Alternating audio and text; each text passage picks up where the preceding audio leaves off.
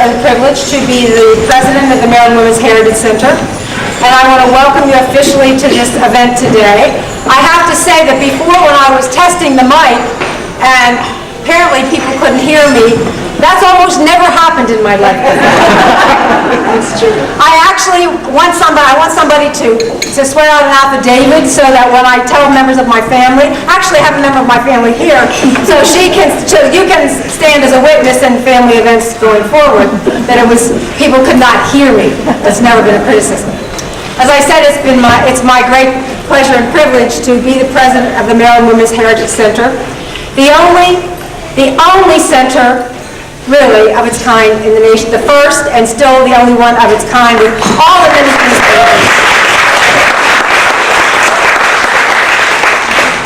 As we know, as the name today says, Forging Frontiers, Women of the Past Leading into the Future, and specifically today we're talking about women of the past leading us into the STEM careers. This organization really started, the vision and so forth, the inspiration for this really started more than a decade ago. And I am proud that here we are today, surrounded in this magnificent, this building, this venue, that was in fact, I don't think Tyler Tate's here, but from Lewis Construction, you have to be a member here to allow it to be used, and so they hosted us today. So we're very, very grateful for this.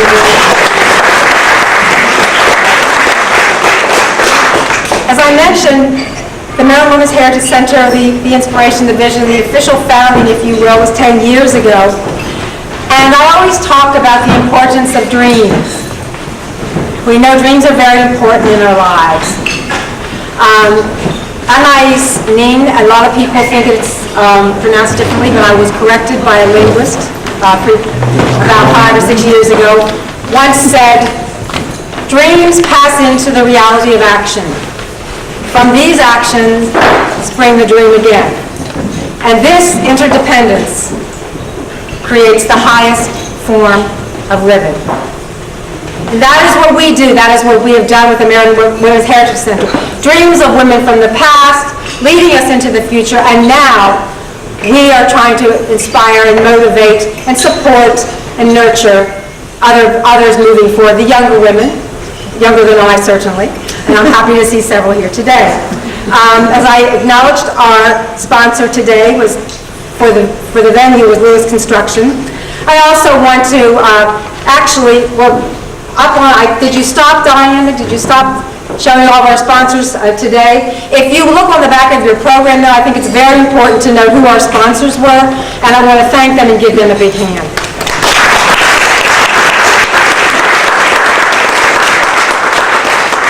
They were running on the slideshow, but I think that we're trying not to, that will be picking up later after we have the performance, and then you'll have some more time to go bid, and I hope, feel free to bid me up. I want to thank the board of directors of the Maryland Women's Heritage Center and the staff who have been just amazing throughout this, and I want to again thank all of them.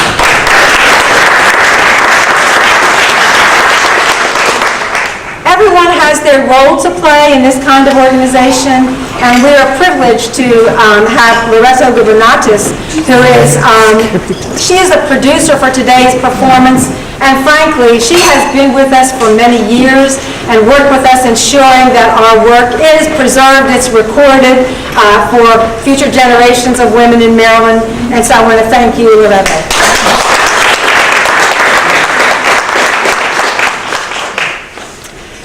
I've been around a long time. I got good genes. Thanks, Mom and Dad, smiling from heaven. And I want to tell you that I've seen a lot of people in public service, as you well know. Many of you who know I do.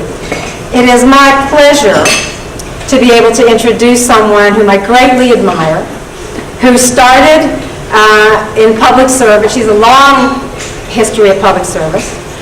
Started on a town council of Berlin Heights. Then she became mayor very soon after. I mean, I think she's only on the council for 1 or 2 years before she became mayor, which I think is bigger than Wasilla, Berlin Heights. And then she went on to, very soon after that, to the Maryland legislature.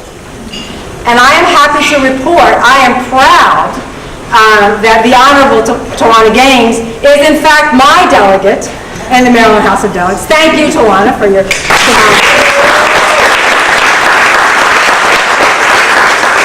She's not only the president of the Maryland Legislators and also the Women's Caucus, she also is on the very important Appropriations Committee, and also very near and dear to our hearts, the Committee on Children, Youth, and Families. All the things that we know are crucial to not only this group, but to a very strong state. It's a great pleasure to introduce my friend, my delegate, our friend, the Honorable Tawana Gaines.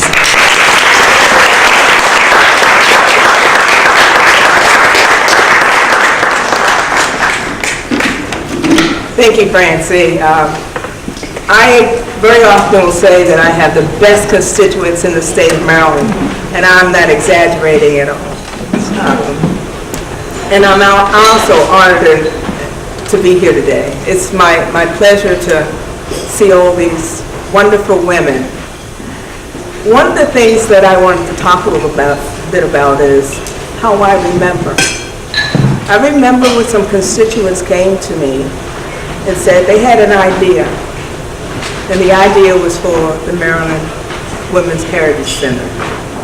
I remember when a colleague came to me and said, I don't know if this is going to happen. My good friend and mentor, Delegate Pauline Menace.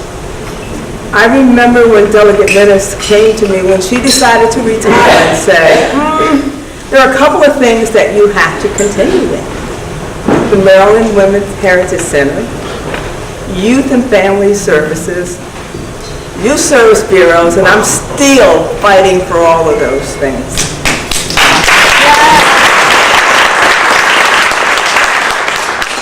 I remember when the governor put in $250,000, which most people don't understand was way outside of something that had ever been done before. But they were able to convince the governor that this was a good cause, that the Maryland Women's Heritage Center would preserve the history, would pass the history on for women for the state of Maryland. I remember when there were some bumps in the road of getting that money. I remember when we had to figure out how the center could draw down the money so that it could be spent. I see pioneers here today. We never talk about them. As she said, I'm chair of the Maryland Women's Legislators. When we talk today, we never talk about what happened in the past. They think today is the first day. I mean, they really do. They're relatively young. I dye my hair. I'm not as young as you may believe. But to get the women of today, the women who have the power, to begin to think about how we're going to preserve that power is very, very important. In a couple of months, in a couple of weeks, I should say, we're going to be, as the women's legislators, going to be coming up with an agenda. We're going to be fighting for the exact same things that the pioneers fought for. Pay equity, number one.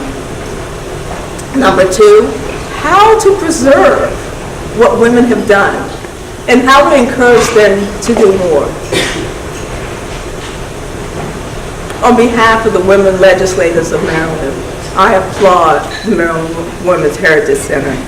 I thank you for all the work that you've done. And on behalf of my good friend, who's no longer with us, Pauline Menace, I hope she's looking down at me saying, okay, you still have work to do. You still have work to do. And I want to thank you so very much. I did bring a small citation. We have our very own citation. That's from Women Legislators of Maryland. It's an official citation. We actually got the General Assembly to help design this on our behalf. And it just talks about the pioneering work that the center has done.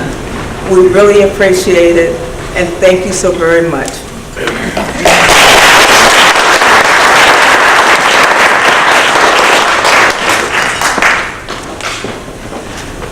Thank you so much, Lorna. I'd like to be able to say, it's some year I might be able to say, we're not going to need your help, but that's not coming anytime soon.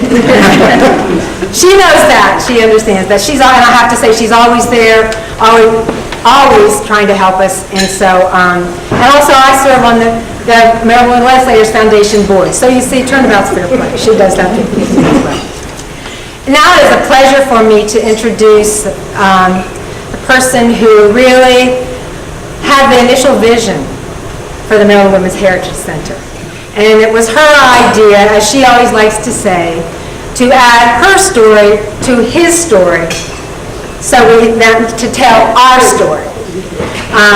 Jill Moss Greenberg has been, we've been friends for a long time, since I was the young careerist from College Park BPW, which has been a few years now.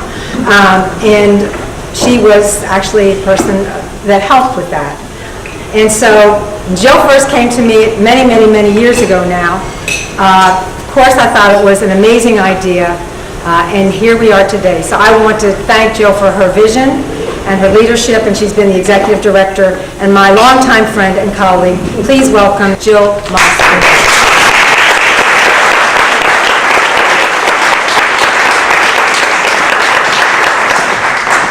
Thank you, Francie.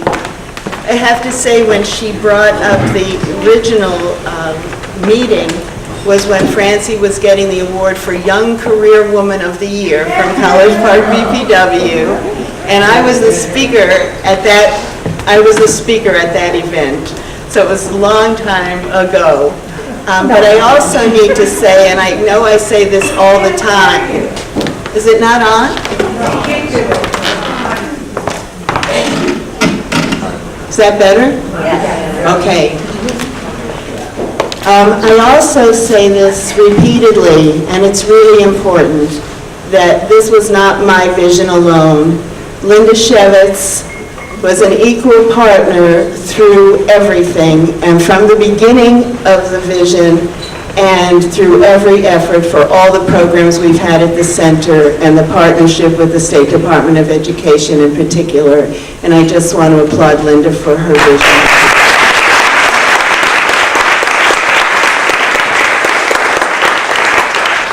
And would you believe we're all constituents of Tawana Gaines? It's just how it happened. The Heritage Center, there are the women's museums, there are the women's centers. This is the first place, the first state in the country that has combined those concepts so that it's not just a museum, but it's also a hands-on, community-based place where all girls and women can feel that they are part of it. We purposely, from the beginning, had no admission fee because we wanted people of every economic situation to be able to be with us. We were very careful to make sure we had disability access, and I need to point out one of our sponsors on the back is Diane Cho from Cho Van Holbach, and Diane is here. She and Anat really designed the whole interior of the center and provided us with incredible access. Some of you, most of you have been there, and I need to say that the way they designed it, everything in the center now can be removed and moved into our permanent home. There's nothing that's stationary, that's permanent. When you talk about using our funds wisely and women being frugal, we have done it and we keep doing it. But of course we need funding to be able to keep going. This weekend, my husband and I were in Philadelphia with some other couples, all of whom were celebrating major marital anniversaries. And they say that feminists and women activists, don't have a sense of humor and don't have great relationships with both women and men, and we are here to disprove that. That we are not substituting her story for his story, we are adding her story to his story to really tell our story, an inclusive history of the great diversity of our state, which is diverse not just by race or religion, but region, parts of the state, all of the different groups, people with disabilities, issues of sexual orientation, which are so current today, people in every field of endeavor. And we really strive to be inclusive. All the people who are on our board are dedicated to that. And I need to also acknowledge the person who's been acting as our managing director because she came on board, and I know this is so hackneyed to say someone's an Energizer bunny, but I don't know, she is. Diana Bailey.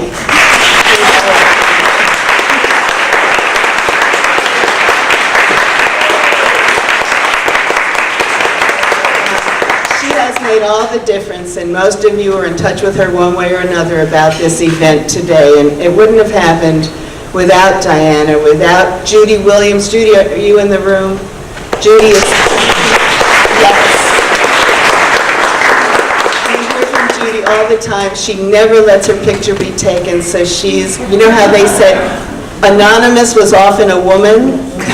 That's Judy, because she doesn't let us take her picture, but she does. She's the heart of the running of the Heritage Center. All our correspondence, all of our acknowledgments, all of our email, our website are all because she maintains all of that for us. So thank you, Judy.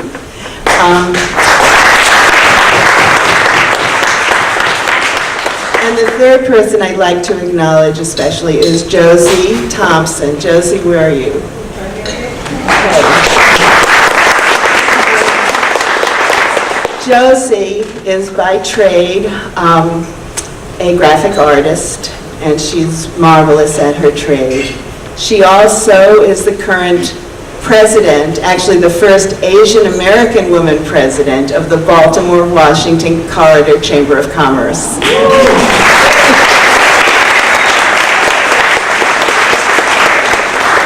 And all of the things that you've seen on our website, in the cards, in the program for today, were all designed, including our big exhibit on women in STEM, by Josie as her pro bono contribution to the Heritage Center.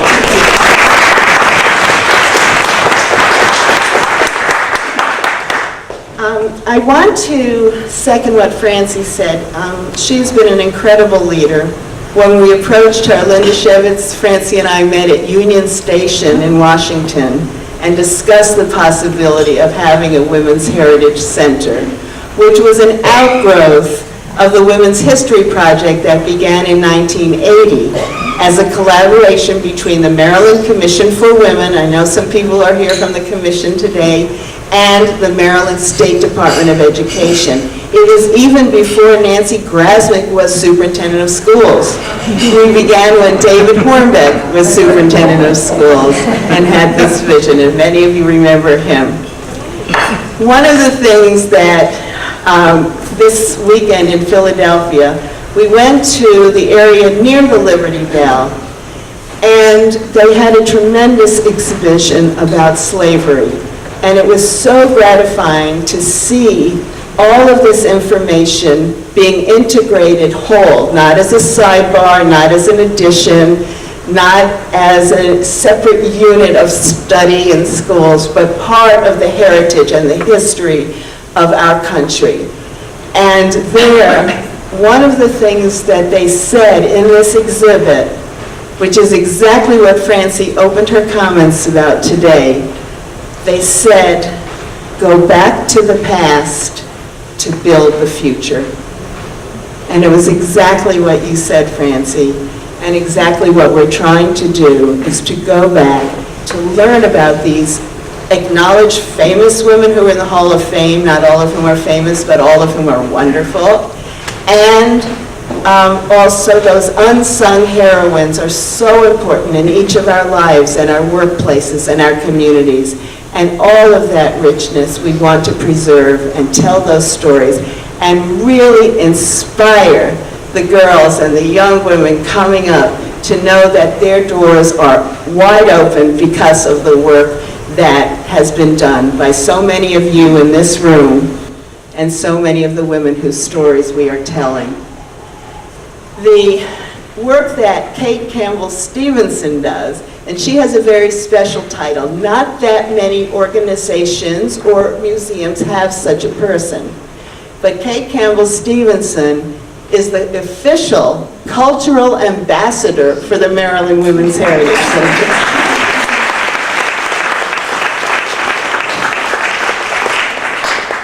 She has outreached for us everywhere and always includes the center in her remarks and her performances wherever they may be.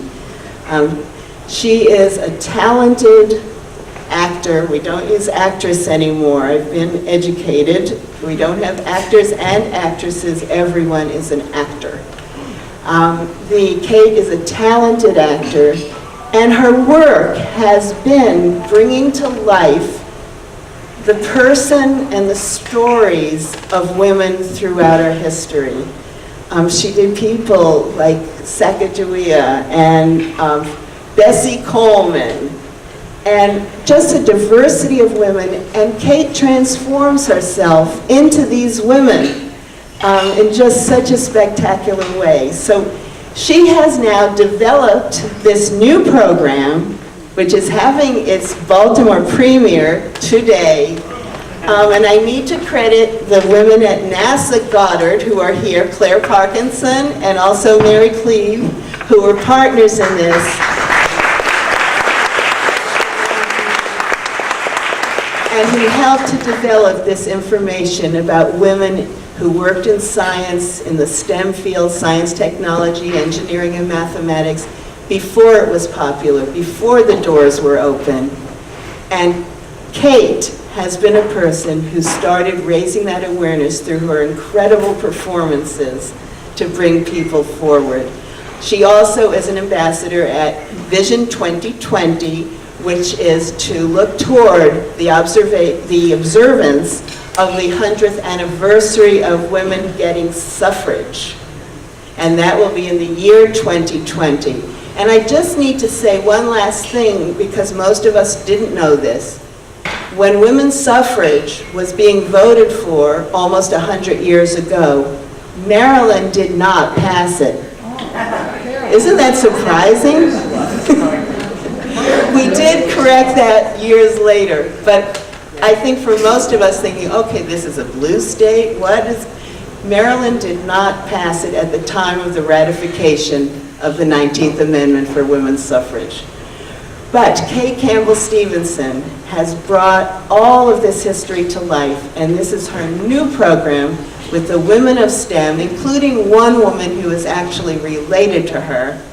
And we are so looking forward to it, Kate, and we can't thank you enough for your ongoing contributions to the arts and to the Maryland Women's Heritage Center.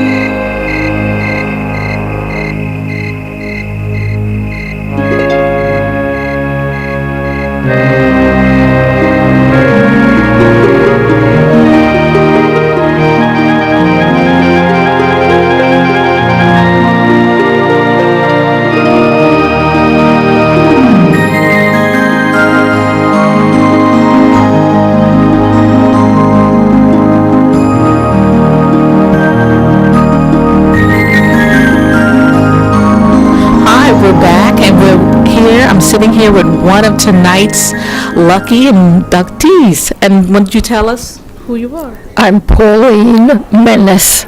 Well, it's wonderful, and congratulations to you. Well, thank you. What does this mean for you tonight? Well, it's just an honor to be inducted into the Women's Hall of Fame. I had a hand in starting our Maryland Women's Hall of Fame. Wonderful. So it's a particular pleasure now to be honored by this organization. And can you tell us what you're being honored for today? Well, I'm not sure. They have nominations from various people that you worked with, but I suspect it may be that I have just retired after 40 years in the General Assembly, and that's the longest any woman or any House member has served. Well, that's a wonderful, wonderful thing. Can you tell us a little bit about that? Well, I came in the '66 election and loved every minute of the 40 years, stayed, worked mainly on the House Judiciary Committee, which had issues that were of importance to me relating to women, children, criminal justice, juvenile justice. It's just a most exciting environment and one where one can contribute to the benefit of the citizens of Maryland and to the state. Well, I want to say congratulations, and I thank you for taking the moment out to talk to us. You are an incredible woman, and just having 40 years in the work that you've done, and I know you contributed to a lot to women, and otherwise you wouldn't be here right now. So we look forward to the award ceremony, and again, thank you so much My for taking pleasure. the time out. Thank you for Bye-bye. coming.